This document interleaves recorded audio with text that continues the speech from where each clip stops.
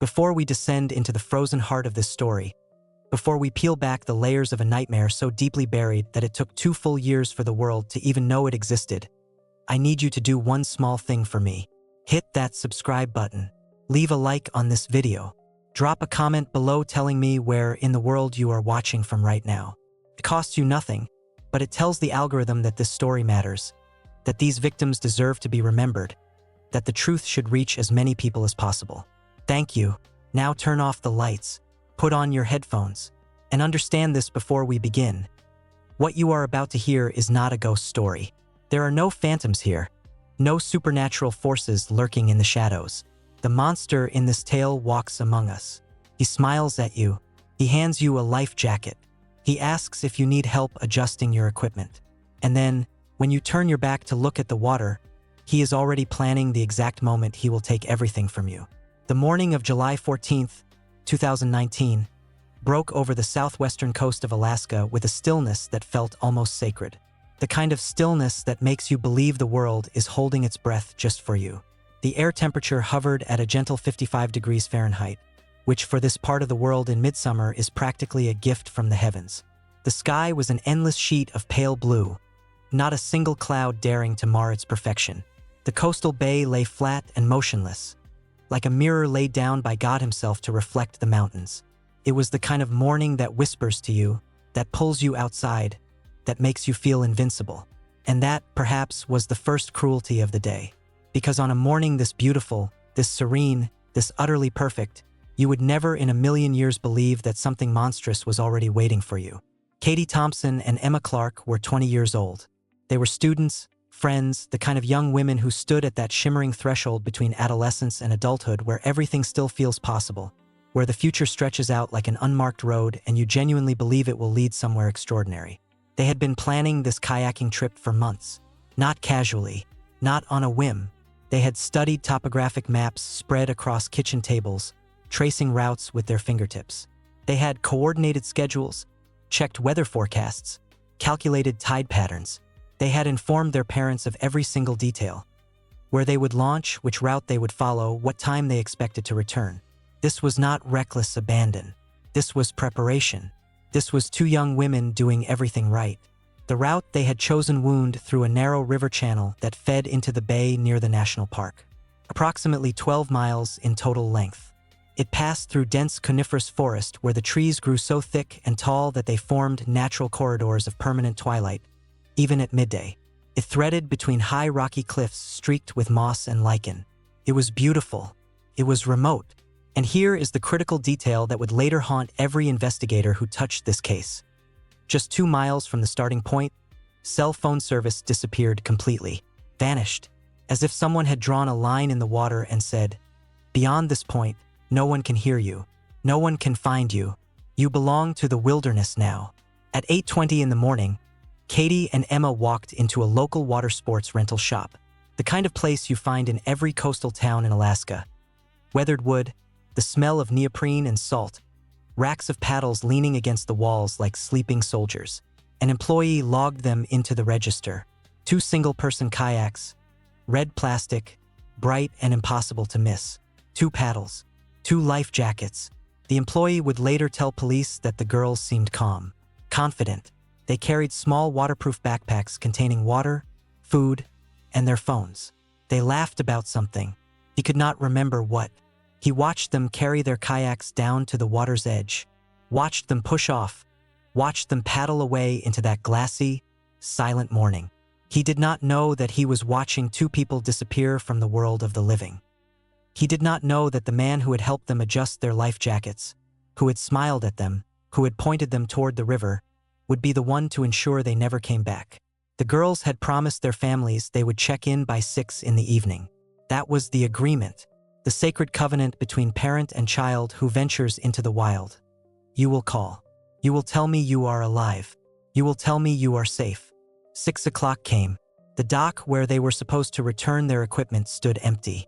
The sun continued its slow descent, painting the water in shades of copper and blood. 6:30, 7:30, and at 7:30, an employee at the rental shop checked the unreturned equipment list, saw 2 red kayaks still missing, and picked up the phone to call the sheriff's office. 1.5 hours overdue. In Alaska, on the water, 1.5 hours is not a delay. It is a verdict.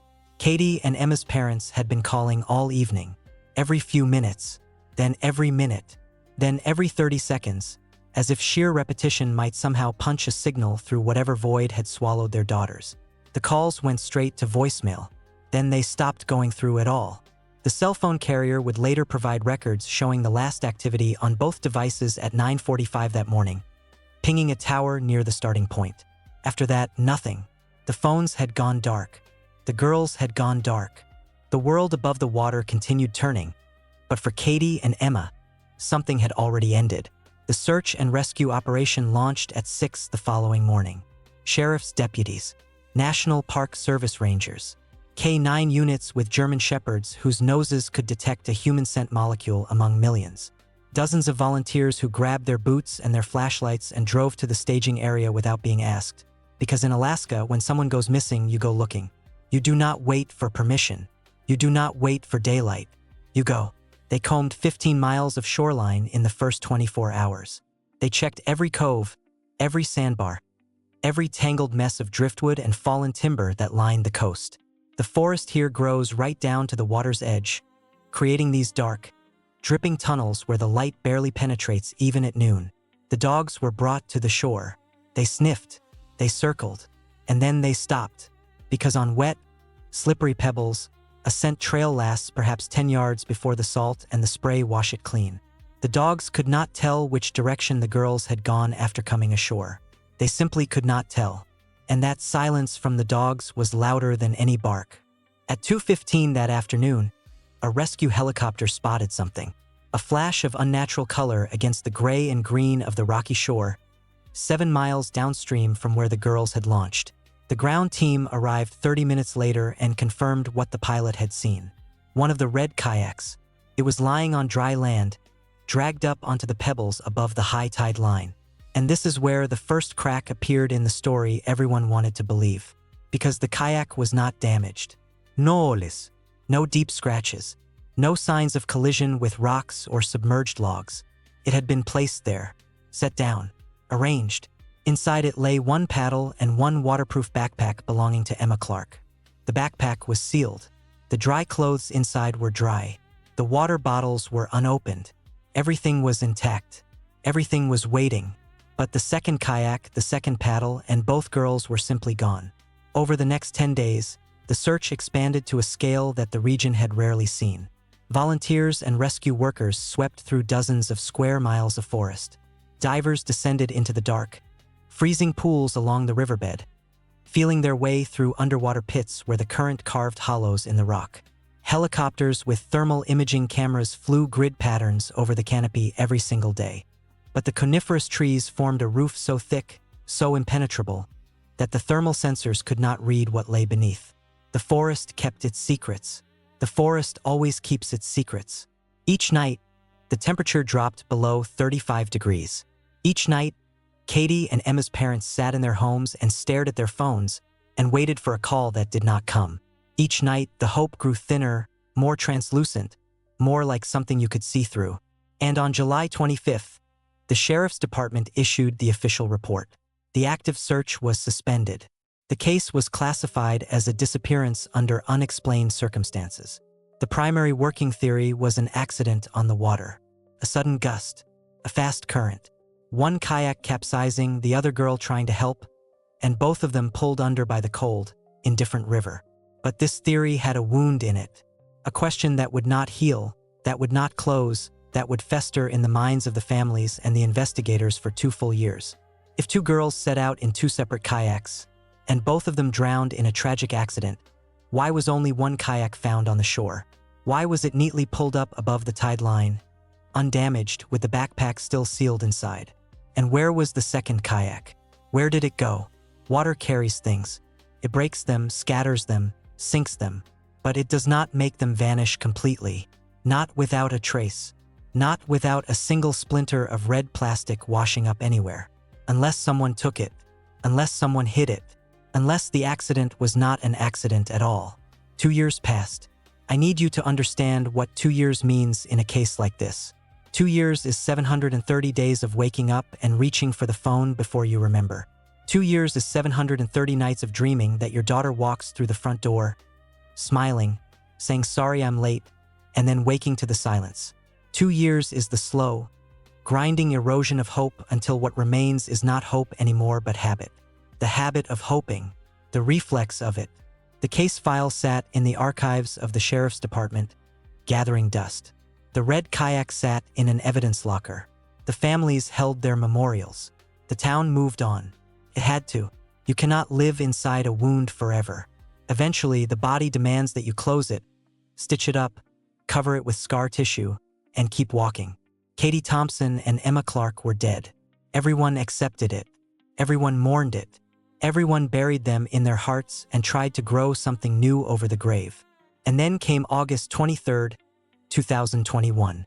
The afternoon was gray and restless. The kind of Alaska afternoon where the sky presses down on you like a wet wool blanket. For teenagers, boys, the kind who spend their weekends exploring places they probably should not, had been hiking through the wooded areas near the national park. They were looking for abandoned structures, old cabins, forgotten outbuildings, the kind of places that exist in every rural landscape, slowly being swallowed by moss and time, waiting for someone curious enough to push open the door. They found one, for miles from the nearest road, hidden in a thicket so dense that you could walk within 20 feet of it and never know it was there. A wooden ranger's cabin. The porch had partially collapsed. The windows were boarded. The roof wore a thick coat of moss like a burial shroud. The building looked dead. It looked like it had been dead for years. And that, of course, was the point. They went inside through a back door that hung half off its hinges. The main room was a chaos of broken furniture, rusted tin cans, and the accumulated debris of decades. The kind of mess that tells you no one has cared about this place in a very long time. The air smelled of mold and wet wood and something else. Something faint. Something that did not belong. One of the boys moved deeper into the room, navigating by the flashlight on his phone, and his foot caught something. He stumbled. His shoulder hit a massive wooden wardrobe that stood in the corner, buried under dust so thick it looked like gray fur. The wardrobe shifted, slid, and beneath it, revealed for the first time in perhaps years, was a section of floor that looked different, less damaged, less worn. A trapdoor, heavy wood, fitted with a massive metal bolt. The boys stared at it. Something in the air changed. You know that feeling, that primitive, animal feeling that lives at the base of your skull. The one that told your ancestors to run when the grass moved wrong. The bolt was not rusted shut. It was maintained, oiled. Someone had been opening this door. Someone had been closing it. Someone had been going down there. They slid the bolt aside. They lifted the cover. And the smell hit them first. Not rot, not decay, something worse. Something almost clinical. Dampness, yes, but also medicine, antiseptic. And beneath that, the unmistakable, suffocating odor of human beings confined in a space too small for too long. They pointed their phone flashlights down into the darkness. And the darkness looked back. The basement was lined with rough-hewn stone, 10 feet by 12. No windows, no ventilation. In the corner, a single dim bulb connected to a portable car battery cast a sickly yellow glow over the scene. And in that glow, 2 heavy wooden chairs stood on the stone floor. And in those chairs sat 2 figures, female, chained, thick metal chains wrapped around their wrists and ankles, secured with padlocks to the legs of the chairs. Their heads were shaved, completely, utterly, not roughly, not in patches, shaved with a precision that suggested care, suggested routine, suggested someone standing over them with clippers, taking their time, making sure every strand was gone. Their skin was translucent. Their eyes were sunken in dark craters. Their bodies had been reduced to architecture, bone and tendon and the bare minimum of flesh required to keep the organs functioning. But they were breathing. They were alive. The boys did not scream. They did not run immediately. They froze. Because the human brain, when confronted with something so fundamentally wrong, so far outside the boundaries of what it has been prepared to process, simply stops. It buffers. It waits for context that will never come. And then, slowly, the recognition crept in. The shape of the faces beneath the emaciation. The age. The height. This was them. This was Katie Thompson and Emma Clark, the girls who had been dead for 2 years, the girls whose families had held memorials, the girls whose names had faded from the news cycle. They were here. They were alive. They had been here the entire time. The boys ran. They ran until their lungs burned and their legs shook and the cabin was far behind them. They ran until they found signal. And then they called 911. The dispatcher heard a voice that was barely a voice. Shaking. Fragmented. Words falling out of the boy's mouth like broken teeth. He tried to explain. He tried to describe what he had seen. And the dispatcher, trained to remain calm, trained to extract information from chaos, felt something cold settle in her stomach. Because she understood, even through the stammering and the crying, that what this boy was describing was not a rescue. It was the opening of a grave that had never been closed. The response was immediate. Patrol cars, a task force, ambulances. They drove as far as the dirt road allowed and then they walked. Over a mile through dense underbrush, branches clawing at uniforms, boots sinking in mud. At 4:50 in the afternoon, the first group of investigators descended into that basement. And even hardened officers, men and women who had seen death in every form it can take, stood at the bottom of those stairs and felt something break inside them. Because the chains were real. The scars were real. The deep, raised welts where metal had bitten into skin for 730 days, where the body had tried to heal and been bitten again and tried again and been bitten again until the scar tissue became its own kind of armor. The women barely reacted to the flashlights. They whimpered. They squinted. They did not speak. They did not reach out. They had been in the dark so long that light was not comfort. It was assault. Specialists were called. Bolt cutters. The chains were severed. Each link that fell away was a small, metallic sound in the silence, like a clock ticking backward. The women were wrapped in thermal blankets and carried out. A medical helicopter was waiting. It lifted them into the gray sky and flew them toward the county hospital, toward warmth, toward food, toward a world that had continued without them for 2 years, while they sat in a stone box and waited for someone to remember they existed. Fingerprint identification confirmed what no one dared to say aloud. Katie Thompson, Emma Clark, 20 years old when they disappeared. 22 now. 2 years stolen. 2 years of darkness and chains and the sound of a bolt sliding shut from the outside. The doctors diagnosed extreme physical exhaustion, critical weight loss, severe vitamin deficiency. Their bodies had been kept alive, but barely. Fed just enough to prevent death. Watered just enough to prevent organ failure. Maintained, like specimens, like things in jars. And their heads, the shaving had been systematic, meticulous, performed repeatedly over time. The doctors noted that the hair had been cut with precision, suggesting not a single act of violence but a ritual. Practice, something done again and again until it became routine. The victims were in a state of severe psychological dissociation. They could not speak. They could not testify. They could not even confirm their own names. Their minds had retreated to some interior room where the chains could not reach, and they had locked the door from the inside. The forensic team entered the cabin, and what they found in that basement dismantled every assumption the investigation had ever held. Empty plastic water canisters, metal bowls with traces of dried food, a supply of sedatives, and on the floor near the chairs, small clumps of hair, cut hair, the remnants of the shaving, done here, in this room, on this floor, again and again. This was not a kidnapping that had gone wrong. This was not an opportunistic crime. This was architecture. This was a system designed and built and maintained over 730 days by someone who had planned every detail. Someone who had chosen this location for its isolation. Someone who had installed the chains, the battery, the lock.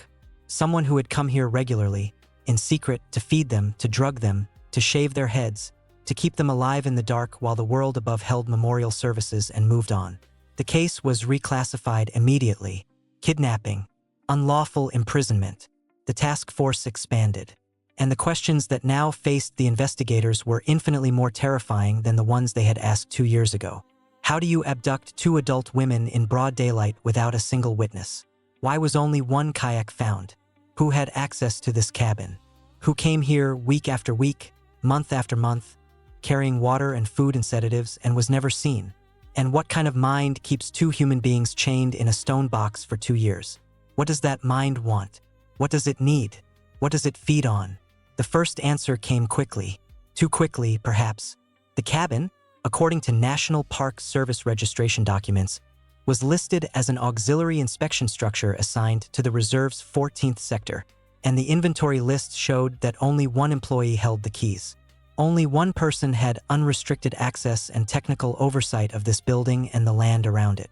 His name was Jeffrey, 47 years old, senior park ranger, 20 years of service, an impeccable reputation, a man who knew every stream, every trail, every hidden ravine in this forest the way you know the rooms of your own house. A man who had participated in complex rescue operations. A man who was respected, trusted, relied upon. And here is the detail that made the investigators' blood run cold. In 2019, when Katie and Emma disappeared, Jeffrey had led one of the key volunteer search teams. He had searched for them. He had called their names into the forest. He had stood in front of their parents and said, "We will find them." And after the active search ended, he had repeatedly asked the sheriff to continue looking. He had conducted additional patrols along the shoreline. He had been so concerned, so dedicated, so visibly, publicly devoted to finding the girls he had already buried alive. On August 24, 2021, detectives summoned Jeffrey to the field headquarters. The conversation was recorded, and from the first moment something was wrong. Not dramatically wrong, not obviously wrong, but wrong in the way that makes the hair on your arms rise. He was nervous, shuffling papers, avoiding eye contact. His hands trembled slightly. He kept glancing at his watch, mentioning urgent matters at the reserve, as if he needed to be somewhere else. As if sitting in this room answering these questions was costing him something. They asked about the cabin. Had he visited it recently? And Jeffrey, under oath, said no. Not in 4 years. The building had been decommissioned, deemed unsafe, unfit for use.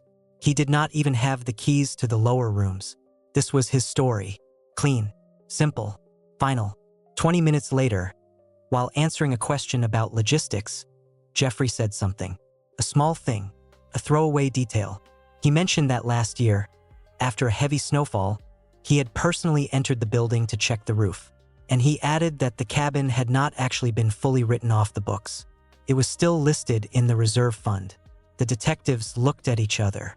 The contradiction sat in the room like a third person. You just told us you had not been inside in 4 years. And now you are telling us you were inside last year. Jeffrey stumbled, confused the dates, attributed it to forgetfulness, to anxiety, to the shock of learning what had been found in his sector. But the damage was done. The first crack had appeared in the wall he was building between himself and the truth. The evidence accumulated. Jeffrey was one of the few people in the entire county authorized to drive the reserve's closed service roads in a government SUV at any hour. His patrol routes were not strictly monitored. He could go to that cabin whenever he wanted, day or night, and no one would question it. No one would even know. He had unlimited opportunity to deliver supplies, water, food, medicine, batteries, chains, and then the equipment logs. The day after the girls disappeared in 2019, Jeffrey had personally signed off on a batch of supplies. Metal chains, mounting brackets, car batteries, powerful portable lamps. His report stated these were used to repair a remote observation post. Investigators went to that observation post. No repair work had been done. None. The equipment had gone somewhere else. It had gone underground. Surveillance footage from the single camera at the reserve service entrance told its own story. Over 2 years, Jeffrey's official vehicle appeared on that road late at night. Again and again, after his shifts had ended, after he should have been home. He explained these trips as routine anti-poaching patrols. But he had never filed a single report, never logged a single sighting, never documented a single encounter. He drove into the dark, and he came back, and no one asked why. Because he was Jeffrey, because he was trusted, because for 20 years, he had been the man who found lost hikers and rescued stranded climbers, and stood in front of grieving families and promised them answers. Who would question him? Who would look at him and see the thing underneath? The forensic team returned to the basement for a second, more thorough search. And in the corner, buried under dust and construction debris, they found a 15-foot length of professional-grade rope. Alaska Park Service markings on the fiber, custom-made, issued exclusively to full-time rangers. This was sent to the forensic laboratory in Anchorage, and a few days later the report came back. Epithelial cells, sweat deposits, DNA. The biological material on that rope and the metal carabiner attached to it most likely belonged to Jeffrey. Physical evidence. His DNA. In the locked basement where 2 women had been chained for 2 years. In the same room where he had sworn, under oath, that he had not set foot in 4 years. Simultaneously, the investigative team obtained a court order for Jeffrey's phone records, the geolocation data for July 14, 2019, the day Katie and Emma disappeared, and the data showed that at the exact time the girls were entering the river route, Jeffrey's phone pinged a cell tower in an area directly adjacent to the shoreline, directly adjacent to the kayak route, not 30 miles away in the northern sector, as he had stated in his original 2019 report. Right there, right beside them, watching, waiting, colleagues began to talk. Confidential conversations with detectives. And a pattern emerged that had been invisible before because no one had thought to look for it. After July 2019, Jeffrey avoided all discussion of the old cabin. Sector 14 became a subject he steered conversations away from. If anyone mentioned repairs or decommissioning, he changed the topic. Postponed. Claimed he personally monitored the building and no work was needed. One junior ranger noted in meeting minutes that Jeffrey had explicitly forbidden other employees from patrolling the area around the cabin. His reason? Conserving vehicle resources. But the truth, of course, was simpler. He did not want anyone going there. He did not want anyone seeing. He did not want anyone opening that trapdoor. On August 26th, the district attorney signed the arrest warrant. 15 minutes later, a task force cordoned off the employee parking lot near the National Park's main office. Jeffrey was apprehended as he walked out of the building, handcuffed in front of his colleagues, in front of the people who had trusted him for 20 years, in front of the people who had searched beside him, eaten lunch beside him, laughed with him at the end of long shifts. They walked him to the car. He did not resist. He did not speak. His face, according to witnesses, showed something that was not fear. It was surprise, as if he genuinely could not understand how they had found him, as if he believed until that moment that he was invisible. The interrogation began the next day, August 27th, 11 in the morning, a specially equipped room, 2 lead detectives, his attorney, audio and video recording. They laid it out, the forensic reports, the geolocation maps, the equipment logs, the rope, the DNA, the surveillance footage. They built the wall, brick by brick, and they watched his face as each brick was placed. And Jeffrey denied it, vehemently, consistently. He was nervous, yes, his hands shook, but his denial was absolute. He had not taken them. He had not touched them. He had never been in that basement. He was innocent. And here is where the story fractures. Here is where the narrative that seemed so clear, so complete, so satisfying, begins to splinter. Because the case against Jeffrey, which had seemed ironclad, started to unravel at the seams. And what came out of those seams was worse than what had gone in. The alibi, they rechecked it, thoroughly, relentlessly, and on the day the girls disappeared, between 11 in the morning and 1 in the afternoon, when Katie and Emma were on the river, Jeffrey was 20 miles away. Not approximately, exactly. 3 employees at a roadside auto repair shop confirmed it. Surveillance footage from a gas station near the reserve's border showed him paying for fuel, talking to the cashier, repairing a tire on his SUV. The timestamps were clear. The faces were clear. He was not there. He could not have been there. He was 20 miles away, fixing a tire, while 2 girls were being pulled from their kayaks and carried into the dark. The rope, they traced it.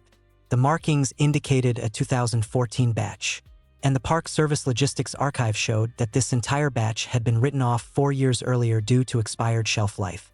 The whole lot, ropes, carabiners, all of it, transported to an open storage shed near the Rangers' central base. An open shed. No log, no log, no record of who took what. Anyone could walk in. Park employees, casual visitors, contractors, anyone. And Jeffrey's DNA was there because in 2014, he had personally received and labeled that batch at the warehouse. He had touched every rope, every carabiner. His sweat, his skin cells, his biological signature was on all of them, because he had done his job 7 years ago, and someone had walked into that open shed, taken a rope that already carried his DNA, and used it to bind 2 women in a basement. Someone had built a frame around him, a careful, deliberate, meticulously constructed frame, and it had almost worked. And then the final blow, the one that shattered everything. August 28th, a hospital room. Doctors allowed detectives to arrange a brief identification session. Katie and Emma, exhausted but now able to speak, were shown Jeffrey through a one-way mirror. They looked at him, they studied his face, and they said with absolute certainty that they had never seen this man before in their lives. He was not their captor. He had never been in the basement. He had never fed them. He had never shaved their heads. He was no one to them. And then Katie described the man who had different build, different gait, younger, and his voice. He rarely spoke. He tried to remain silent. But when he did speak, his voice was younger than Jeffrey's. Much younger. And Emma added something that made the detectives lean forward. The voice was familiar. Strangely, achingly familiar. They had heard it before the trip, at the very beginning, somewhere in the ordinary world, in the sunlight, in a place where people smile and hand you equipment and ask if you need help. They heard that voice, and then they were taken. On August 29th, Jeffrey was released. All charges dropped, all restrictions lifted. He walked out of the courtroom and into a world that had already convicted him in the court of public opinion, and now had to pretend it had not. The investigative team stood in their office and stared at the wall where they had pinned their evidence, their timeline, their neat little narrative. And they understood. They had been played. Not by Jeffrey, by the real one. The one who had used discarded equipment from an open shed. Who had chosen a cabin everyone knew about.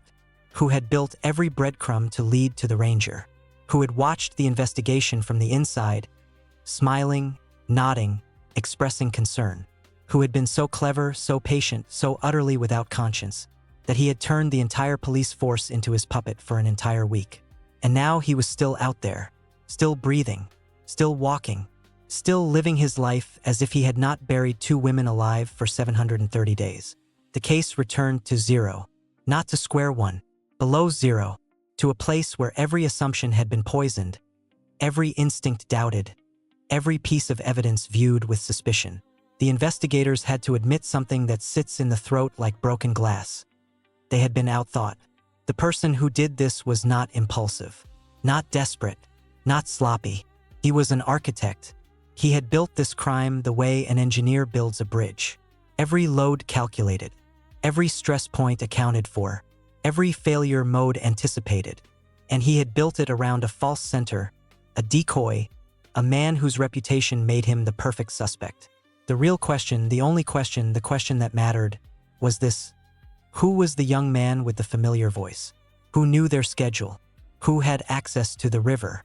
Who could move unseen through the forest and into a cabin and out again, week after week, for 2 years, without leaving a single trace? They went back, all the way back, to the original files, the 2019 evidence, the interviews, the photographs, the handwritten notes. They opened the thick folders that had been sealed in the archive, and they spread everything across the table, and they looked at it with new eyes. Eyes that had been burned. Eyes that no longer trusted anything. And in those old transcripts, buried in interviews that had been conducted in the first frantic days, they found statements that had been dismissed. Forrester, 2 fishermen. They had mentioned, casually, almost as an afterthought, that Jeffrey's old cabin had not been as abandoned as everyone believed. In recent years, they had noticed the shutters open, the door ajar, and one hunter described seeing a figure approaching the cabin from the far side of the forest. In the evening, without a flashlight, moving with ease through the terrain. A tall, slender young man, brisk gait, comfortable in the dark. At the time, the investigative team had dismissed this. Teenagers, vagrants. The cabin was old. People explored old places. Nothing to see. But now, Now, with the basement open and the chains cut and 2 women in a hospital bed, this was not nothing. This was everything. They reconstructed the timeline. Every contact Katie and Emma had made on the day of their disappearance. Every person they spoke to, every hand that touched their equipment. And there, at the very beginning, at the very first link in the chain, was a name they had already seen. A name they had interviewed. A name they had thanked for his cooperation and sent home. Dylan Peterson, 26 years old, employee at the kayak rental shop. The last confirmed person to see Katie and Emma alive before they entered the water. He had briefed them on safety. He had helped them adjust their life jackets. He had set up their equipment. He knew their route, their schedule, their stops, their return time. He knew everything. And in 2019, when the girls did not come back, Dylan Peterson had called the police himself. Voluntarily, proactively, he had opened the rental agency's accounting systems without hesitation. He had expressed sincere regret. He had been, in the words of the original interview transcripts, extremely friendly, calm, meticulous, and fully cooperative. He had been perfect. And that, of course, was the problem. Because Dylan Peterson's alibi for the evening of the disappearance was himself. His own statement. After the shop closed, he said he had been servicing watercraft and repairing equipment in the station's backyard. Alone. No colleagues. No visitors. No one to confirm. No one to refute. Just his word. And in 2019, the investigators had accepted his word without question. Because he was the source, the helpful witness, the man who had handed the girls their life jackets and smiled and pointed them toward the river. Why would you suspect the man who called the police himself? Why would you suspect the man who seemed so concerned, so cooperative, so genuinely upset? Because that is what predators do. They step into the light. They make themselves visible. They make themselves helpful. They make themselves part of the solution so that no one thinks to look for them in the problem. The analysts looked at the geography, and they found something that had been hiding in plain sight. From the back of the kayak rental station, there was a path. Not a road, not a trail. Path. Through dense shrub. Through a dry, sun-scorched ravine that locals rarely used. 15 minutes on foot. 15 minutes from the back of the rental shop to the forest trail that led directly to Jeffrey's old cabin. 15 minutes. No public roads. No surveillance cameras. No witnesses. Just a thin ribbon of earth through the brush, worn smooth by someone who had walked it many, many times. The invitation to the station was phrased carefully, casually, a routine review of archived reports, some minor bureaucratic discrepancies from 2019 that needed clearing up. Nothing serious, just a few questions to finalize the paperwork. Dylan Peterson arrived without anxiety, without nervousness. He was confident, approachable. He demonstrated his willingness to cooperate. He even asked on his own whether there had been any progress in the case, whether justice had been served. He said the incident had left a deep mark on his life. He said he hoped the girls' families could find peace. And the detectives listened, and they smiled, and they led him into the interview room, and they closed the door. The first minutes were calm, almost friendly. Dylan recounted the events of 2 years ago with remarkable precision. The weather, the color of the kayaks, the preparation, the remarks he had made during the safety briefing. Word for word, almost rehearsed, almost too perfect. The detectives asked simple questions. The equipment, the currents, the possible routes. Dylan answered confidently. He even offered his own theories about how the accident might have unfolded. He was comfortable. He was in control. He had done this before. He had sat in this room in 2019 and he had performed the same role. The helpful witness, the concerned citizen. And it had worked. It had worked for 2 years. Why would it not work again? 2 hours in, the conversation drifted. The detectives asked vague questions about the recovered items, about the condition the girls might have been found in. Hypothetical, speculative, the kind of questions that seemed to lead nowhere. And Dylan, wanting to demonstrate his knowledge, his attention to detail, his intimacy with the case, said something. He was reflecting on how difficult identification must have been. How the girls' condition, after everything they had been through, would have made physical recognition challenging. And then he said it, casually, almost offhandedly. Given that the girls had been shaved completely bald, identification based on physical appearance would have been extremely difficult. The room stopped. The air stopped. The detectives did not move, did not breathe, did not blink, because that detail, the shaved heads, was classified. It had never been released to the press, never reported in the media, never disclosed to the public, never even told to the girls' own parents. It existed only in the case file, known exclusively to a small circle of investigators and forensic experts. No outsider knew. No one outside that room knew. And Dylan Peterson had just said it aloud, casually, as if it were common knowledge, as if he had read it in the newspaper, as if he had not spent 730 days standing over those two women with a pair of clippers, shaving their heads, stripping them of their identity, making them indistinguishable, making them his. Dylan saw their faces, and in that instant the mask fell. Not slowly, not dramatically. It simply dropped, like a curtain, like a switch being flipped. His face went white, not pale, white. The color drained from him as if someone had opened a valve. His eyes, which had been steady and confident 2 seconds ago, began to dart, left, right, from one detective to the other, searching, looking for an exit, looking for a lie, looking for anything. The silence in that room was not empty. It was full of the sound of a man's entire constructed reality collapsing inward, floor by floor, like a building in a controlled demolition.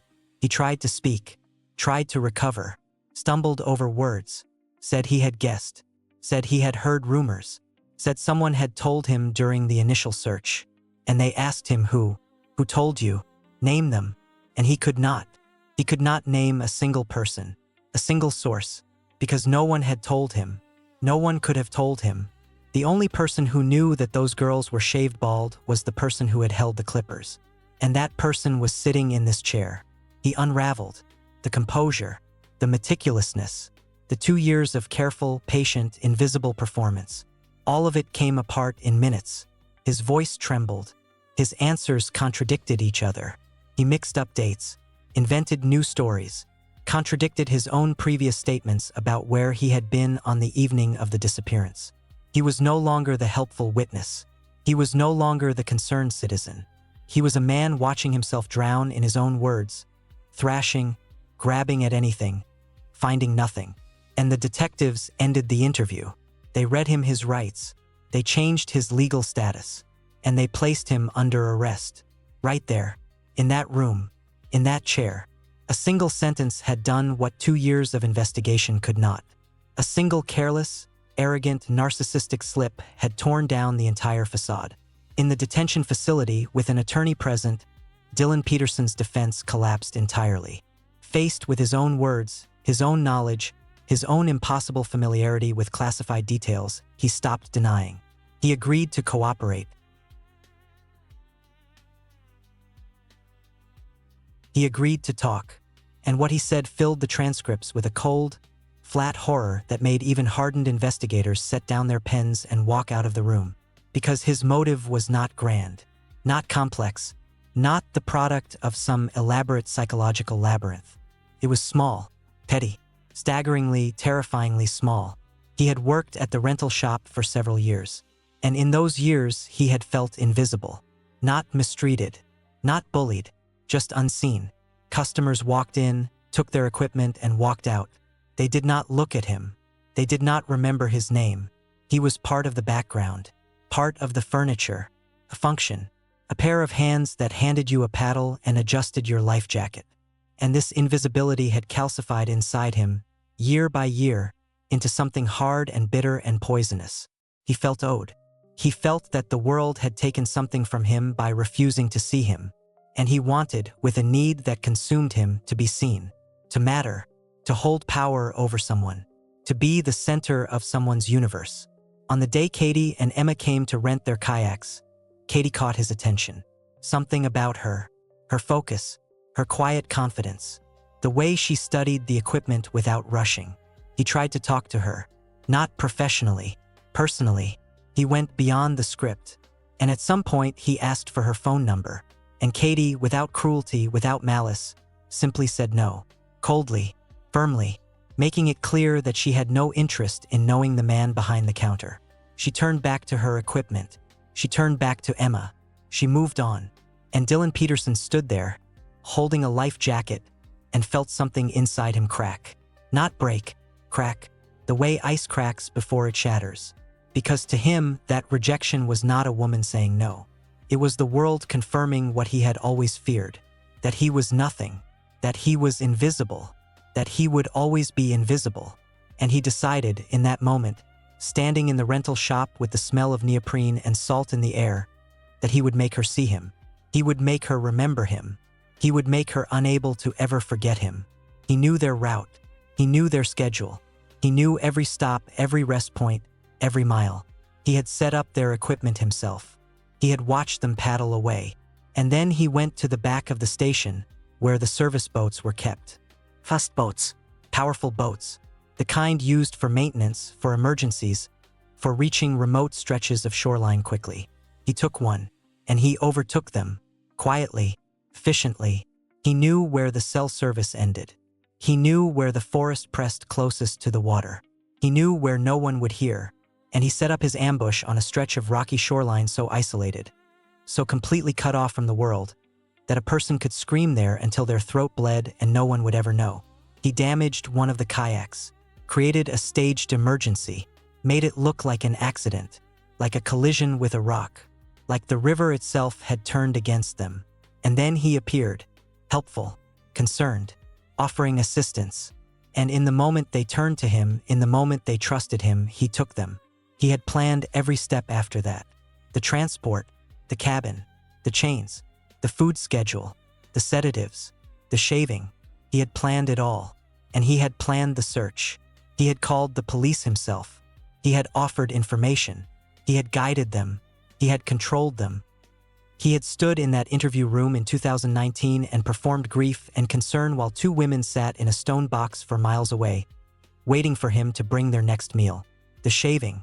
The investigators asked him about the shaving, and his answer was the most chilling sentence in the entire transcript. He said he wanted to strip them of their individuality, to take away their beauty, to make them lose their identities, to make them indistinguishable from each other, so that they would no longer be Katie and Emma. They would no longer be people with names and histories and families who loved them. They would be his. Interchangeable. Objects in a collection. And in that basement, in that dark, he said, he felt for the first time in his life that his insecurities were gone, that the invisibility was gone, that he was not nothing. He was everything. He was the master of their fates. He controlled when they ate, when they drank, when they slept, whether they slept. He controlled every breath they took. And the helplessness he had felt for years, the helplessness of being unseen, was now theirs. They were helpless, and he was not. The investigation closed. The reenactments were conducted. The evidence was documented. The files were forwarded to the court. Dylan Peterson would face justice. The legal system would do what legal systems do. And Katie and Emma would begin the long, brutal, uncertain journey of trying to become themselves again. Trying to remember what it felt like to be a person rather than a possession. Trying to sleep without hearing the sound of a bolt sliding shut. Trying to stand in sunlight without flinching. Trying to trust that the world was not a thin membrane stretched over a stone box. The psychologists who worked with them said the scars would never fully heal. That the horror of those 730 days would live in their bodies, in their reflexes, in the architecture of their sleep, for the rest of their lives. They had survived. But survival is not the same as wholeness. And the question that haunts this case, the question that follows you after the video ends and the screen goes dark and you sit in your room and listen to the silence, is this: how many times did someone walk past that cabin? How many times did a hiker, a hunter, a curious teenager pass within 20 feet of that trapdoor and keep walking? How many times did Dylan Peterson drive down that road at night, carrying water and food and sedatives, and pass another car on the highway? How many times did he stand in the rental shop, smiling, handing equipment to strangers, while two women sat in the dark 4 miles away, listening for the sound of his footsteps? How many times did the monster stand in the light, in the ordinary, in the everyday, and no one looked twice? Because that is the true horror of this story. Not the basement, not the chains, not the shaving, The true horror is that he was invisible, and he used that invisibility as a weapon. And the world let him. The world looked right through him, and he took 2 women and buried them alive. And the world kept walking, kept smiling, kept renting kayaks, and no one looked down. No one ever looked down. If you made it this far, thank you. Thank you for bearing witness. Thank you for sitting with this story and refusing to look away. Leave a comment below. Tell me what you think. Tell me what you feel. And if you have not already subscribed, do it now. Because there are more stories that need to be told. More truths that need to be dragged into the light. And I will be here, every single time, until the next one, until the next door opens. And God help us for what is behind it.